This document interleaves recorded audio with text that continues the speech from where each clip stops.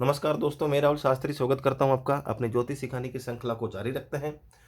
बहुत ही सरल तरीके से कम शब्दों में चर्चा करने जा रहा हूं आज काल सर्प दोष के बारे में, काल सर्प योग के बारे में। आप लोगों ने ज़्यादातर कभी ना कभी इसका नाम जरूर सुना होगा। कुंडली के माध्यम से कैसे जाने कि काल सर्प दोष का निर्माण हो रहा है या नहीं हो रहा है, इसके लक्षण क्या है, यानी इफेक्ट क्या देखने को मिलेंगे, और कुंडली में क्या आप सटीक उपाय करें जो आपके लिए बेस्ट होगा।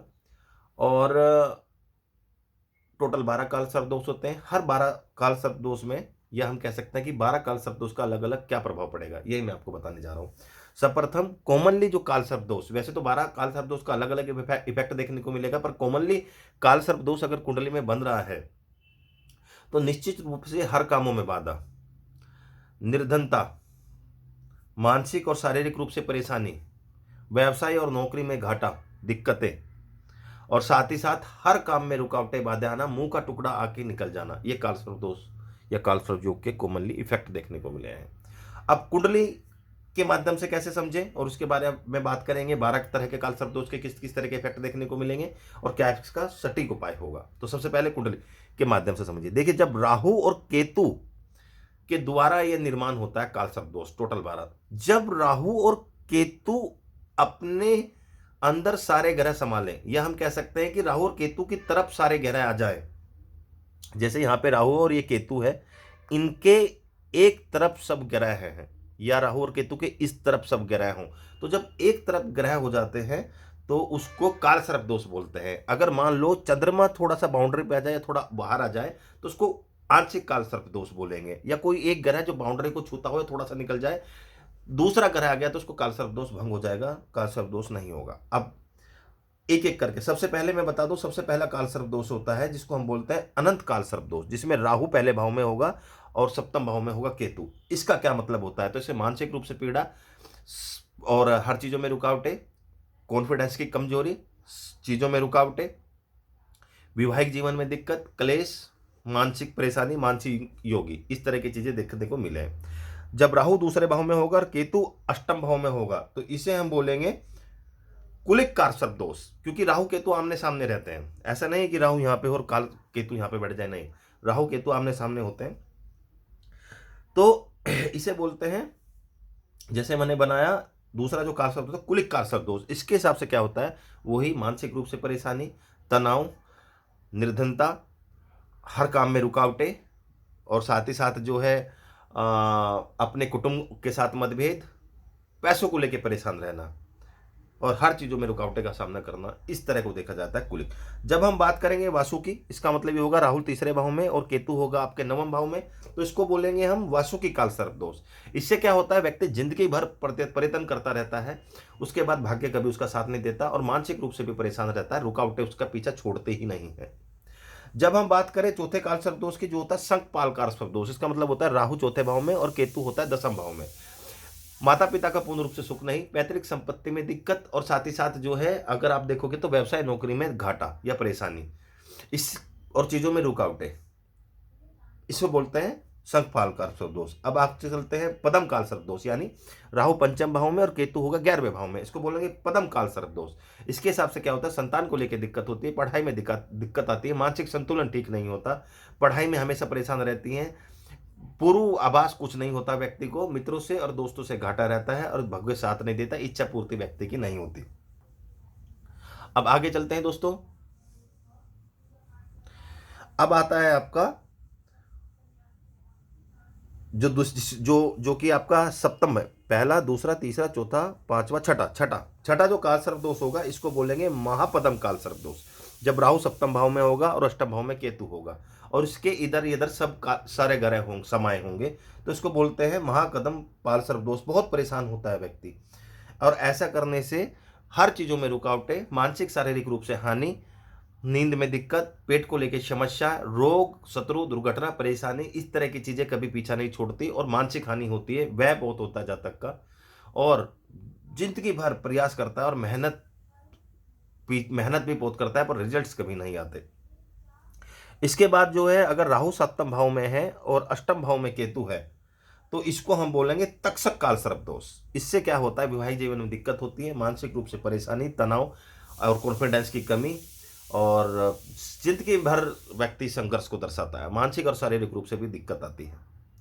अगर हम बात करते हैं कर्कटक काल सर्प दोष की, इसका मतलब ये है कि अष्टम भाव में राहु होगा, केतु होगा दूसरे भाव में, तो निश्चित रूप से व्यक्ति हर चीजों में बाधा आएगी। कुछ भी काम कर ले उसमें रुकावटों का सामना करना पड़ेगा। यहाँ पे राहु बहुत दिक्कत देता है और अष्टम भाव का राहु निश्चित रूप से दिक्कत देगा। काल सर्प दोष का निर्माण भी हो गया, कुटुंब और पैसों को लेकर दिक्कत, निर्धनता, हर चीजों में रुकावटें। अगर हम बात करेंगे, अब अगर हम बात करते हैं शंखचूड़ काल सर्प दोष की, इसका मतलब यह है कि राहु होगा नवम भाव में और केतु होगा तीसरे भाव में। भाग्य का साथ नहीं मिलता ऐसे व्यक्ति को, और गुरुजनों का और पिताजी का साथ नहीं मिल पाता। मेहनत करने के बाद भी रिजल्ट नहीं मिल पाते। ऐसा व्यक्ति उच्च शिक्षा नहीं कर पाता और निर्धनता के साथ साथ जिंदगी में संघर्ष, और जिस चीज में भी हाथ डालेगा भाग्य साथ नहीं देगा। अब जो होगा आपका घातक काल सर्प दोष। घातक काल सर्प दोष का मतलब ये होगा राहु होगा दसम भाव में और केतु होगा चौथे भाव में। तो ऐसे में क्या होता है, व्यक्ति का इनकम रोजगार में इनस्टेबिलिटी रहती है। जिंदगी भर संघर्ष करेगा पर जिस तरह का व्यापार होना चाहिए, जिस तरह की नौकरी होनी चाहिए, ये नहीं हो पाती। माता पिता का पूर्ण रूप से दुख सुख नहीं, या हम कह सकते हैं तनाव बना रहता है। उनके पिता के और माता के सेहत में भी दिक्कत बनी रहती है। पैतृक संपत्ति में को भी लेके दिक्कत आती है। अपने कुटुंब से दूर जाने का योग बनता है।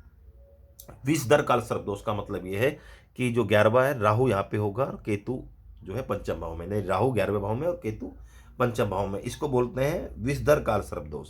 ये क्या करता है, मुनाफा नहीं कमाने देता। व्यक्ति अगर कुछ भी करेगा तो उसके पास पैसे नहीं रहेंगे। चीजों में रुकावटें आती हैं, जो व्यक्ति की इच्छा होती है पूरी नहीं होती। संतान को लेकर चिंता बनी रहती है व्यक्ति की, और पढ़ाई में दिक्कत आती है और अपनी बुद्धि से काम नहीं लेता व्यक्ति। इसके बाद होता है आपका शेषनाग काल सर्प दोष। इसका मतलब ये है कि राहु आपका 12वें भाव में और केतु आपका 6ठे भाव में।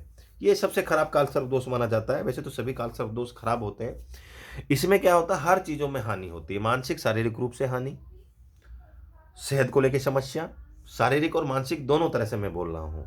हर चीजों में हानि, कोर्ट कचहरी को लेकर परेशानी, साथ ही साथ चीजों में रुकावटें, और जो व्यक्ति की तंदुरुस्ती रहती है उस पर निरंतर पैसे लगते रहते हैं। व्यय बहुत होता है व्यक्ति का, और जिस चीज में भी हाथ डालेगा उसमें व्यक्ति को हानि देखने को मिलती है। ये टोटल 12 तरह के काल सर्प दोष आपने समझ लिए। अब कॉमनली आप क्या उपाय कर सकते हैं, सबसे पहला बात बता दूं आपको। उपाय में जो सबसे अच्छा माना जाता है, काल सर्प दोष की जो शांति होती है, काल सर्प दोष की जो पूजा होती है, ये आप उज्जैन या नासिक जाइए, या महाकाल या त्र्यंबकेश्वर, इन दोनों मंदिर में से किसी एक में आप काल सर्प दोष या काल सर्प योग की पूजा करा सकते हैं, शांति करा सकते हैं, जो कि सबसे महत्वपूर्ण माना जाता है। इससे आगे कुछ नहीं है। साथ ही साथ राहु और केतु की बीज मंत्र कर सकते हैं। तीसरा क्या कर सकते हैं, 8 मुखी और 9 मुखी रुद्राक्ष पहने। शनिवार के दिन शाम को उड़द की दाल का दान करें। साथ ही साथ जो है उड़द की दाल के साथ साथ आप क्या कर सकते हैं, कुत्ते को रोटी खिलाइए। अमावस्या के दिन गरीबों को खाना खिलाइए। ओम नमः शिवाय के जाप करिए। इस तरह के उपाय करने से काल सर्प दोष से मुक्ति मिलती है। सबसे ज्यादा जरूरी है आप उज्जैन या नासिक जाके इसकी शांति करा लीजिए, इससे आपको फायदा होगा।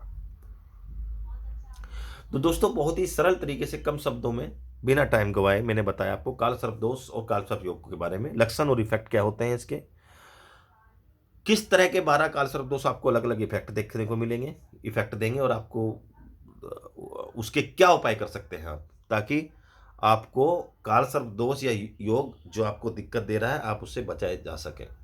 ये जो काल सर्प दोष योग होता है, इसका जैसे मैंने बोला हर भाव में भी अलग अलग इफेक्ट देता है। इसी प्रकार हर लगन में भी इसके अलग अलग इफेक्ट देखने को मिलेंगे। हर राशि में अलग अलग इफेक्ट देखने को मिलेंगे। राहु केतु की कितनी डिग्री है, इसका भी एक अलग इफेक्ट देखने को मिलेगा।